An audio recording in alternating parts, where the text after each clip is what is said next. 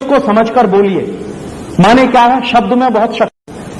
तो अगर शब्द में शक्ति है और शब्द की शक्ति कितनी जबरदस्त होती है, इस देश में आपको दो ही उदाहरण मैं दूं कि भगवान कृष्ण अर्जुन को उपदेश दे रहे गीता का। क्यों? क्योंकि गीता शुरू होने के पहले अर्जुन युद्ध लड़ने के लिए तैयार नहीं है, कायर है, कमजोर है, नपुंसक है और कह रहा है कि इन कौरवों को क्यों मारूं और कैसे मारूं, ये तो मेरे अपने भाई बांधव हैं। कृष्ण उसको समझा रहे हैं कि ये तुम्हारे भाई बांधव नहीं है, ये अधर्मी है, इन्होंने नाश किया है धर्म का, इसलिए इनको मारना तुम्हारा धर्म है। लेकिन अर्जुन हिम्मत नहीं कर रहा है, बाण नहीं चल रहा है उस पर। तो कृष्ण ने सुनाई है उसको गीता। गीता माने कुछ शब्द हैं जिनसे मिलकर बने हैं श्लोक।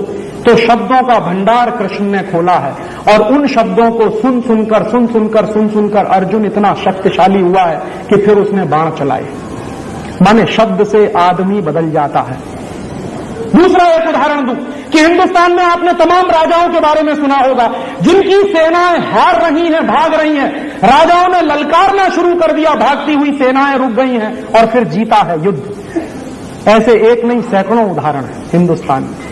तो शब्द हैं जिनको आप इस्तेमाल करना अगर सीख जाएं तो हिंदुस्तान में बड़े बड़े परिवर्तन हो जाते हैं। और सिर्फ हिंदुस्तान ही नहीं, दुनिया में बड़े बड़े परिवर्तन हो जाते हैं। फ्रांस में क्रांति हुई थी।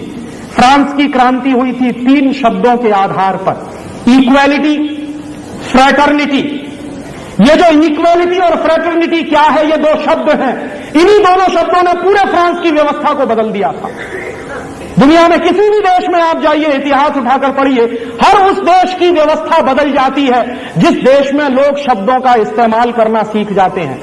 तो आप इस देश की व्यवस्थाओं को अगर बदलने के लिए तैयार हैं और आपको लगता है कि जो कुछ चल रहा है वो सत्यानाशी है, अत्याचारी है, हम इसको अब बर्दाश्त नहीं करेंगे, तो आप इसको कहना शुरू करिए।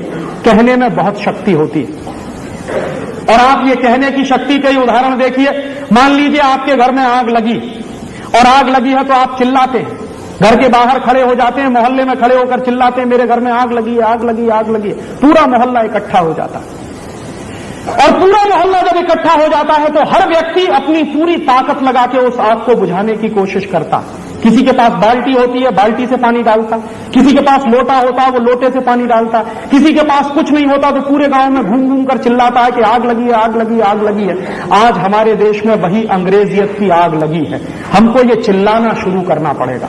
कम से कम इसको चिल्लाना शुरू करिए और इसके चिल्लाने में बहुत शक्ति निकलेगी। आप कहना शुरू करिए कि ये अंग्रेजियत की व्यवस्था क्यों चल रही है 50 साल से।